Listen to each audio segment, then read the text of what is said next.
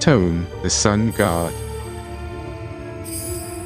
The story begins with a character who freed the Hebrew people from the Egyptians, of whom he had been a part as an adoptive family of a pharaoh.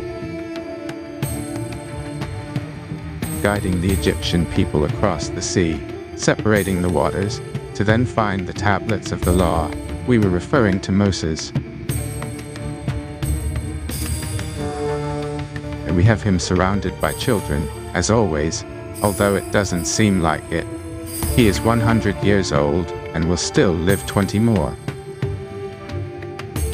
Moses, tell us the story of Akenatón again. Prophet Moses, narrator of the story.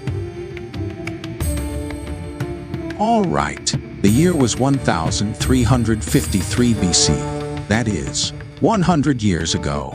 That year, in addition to my birth, a very special man was also born, the pharaoh Akenatón.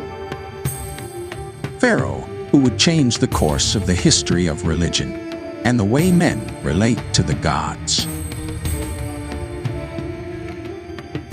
But above all and misunderstood, someone ahead of his time and a good friend with whom I shared childhood games, dreams, and illusions. Pope St. Peter, the first Pope of Rome. Moses, with all the respect I have for you, how can you know in 1553 BC when Christ will be born? It's like Christopher Columbus knowing when Elon Musk was born. You need to be more serious if you want your story to be believable. This is my story, and a man of 100 years who has done as much as I have deserves the respect to tell it as he wants. I was there. I lived all that cultural revolution firsthand, which led us to flee and seek a new land. I wish his ideas had triumphed, and we could all live as equals. As I was saying, the year was 1353 BC. The pharaoh Akenatón was born, the son of Amenhotep III. During his reign had established Egypt as a superpower and extended the power of Egypt to Asia and Nubia. Amenhotep III, pharaoh of Egypt. The truth is that it was a great reign, not in vain my nickname of the Great Memory, and during the new empire. Not only did I make Egypt great again, but I expanded its territory, conquering lands in Asia and the Nubians. But I was also the one who built great temples, and I loved hunting and the good life, a classic and traditional king. Amenhotep had multiple wives. He loved parties, hunting, the good life, and feeling like he was the king of the universe. He had everything he wanted and desired and tried to be happy. Among his wives, rumors claim that Nefertiti was one of them. During his reign, he governed the ancient Egyptian religion with multiple gods and deities. As a father, he had his differences with Akenatón, which marked the personality of our protagonist. Akenatón, pharaoh of Egypt. He was a difficult father, always absent. He never cared about me. That's why I was always with my mother, Nefertiti.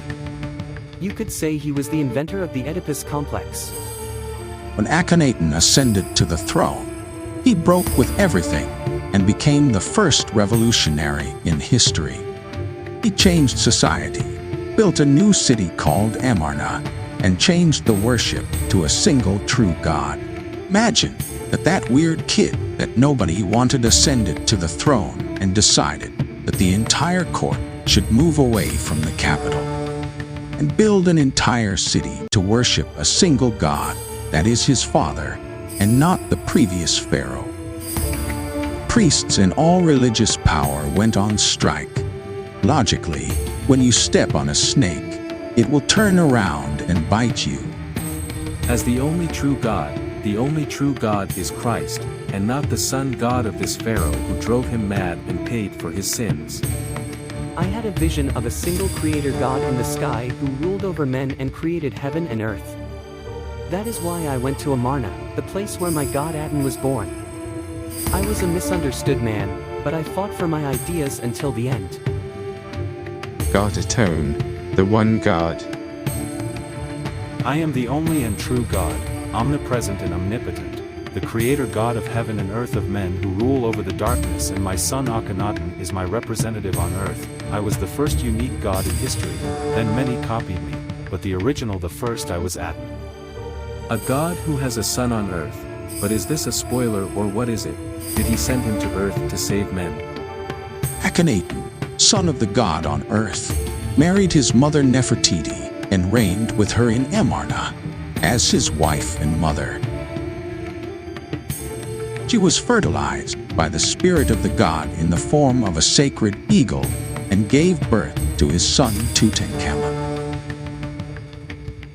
Akenatón died of a heart attack at the age of 33. Nefertiti ruled in the shadows, influencing her 8-year-old son, and was possibly one of the most influential women of her time, a true pioneer. Queen Nefertiti of Egypt. Well, I couldn't have a child with my son, so his father Aton gave me a son through the sacred eagle that came to visit me, so I was the mother of a son of God. Regarding feminism, I always believed that a woman can do what she sets her mind to, and I set out to be queen. I had no other choice but to be the first pharaoh of Egypt, one of many who followed after me, right girls?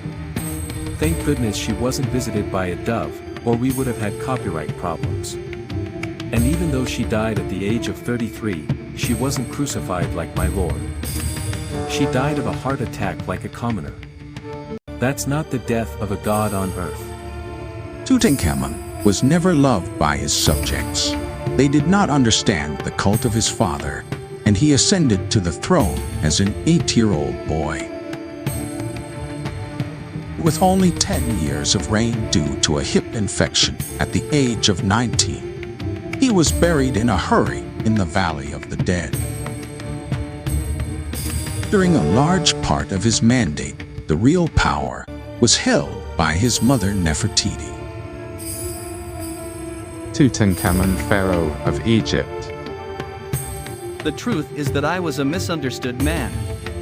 Nobody believed that a god had come down to earth to father a divine child. That led the priests to return to the old religion.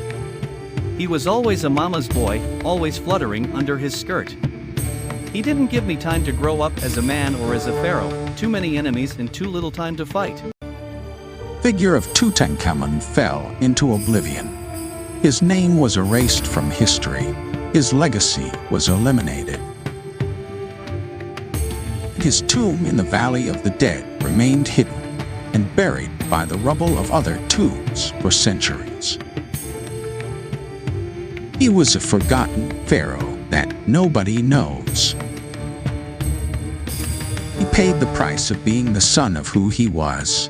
History was cruel to him, a poor boy who only wanted to be older, and who was destroyed by the envy that his father's reign unleashed.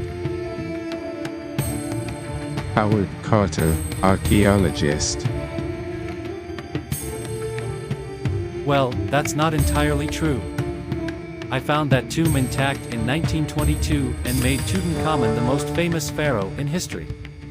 However, his curse caused all the members of the expedition to die in strange circumstances after discovering the tomb. This is the story of Tutankamón, Akenatón, and Nefertiti, 3 characters who tried to change the history of humanity and who, despite the attempts of the priests, explained to humanity that there is a single and true God who rules over humans.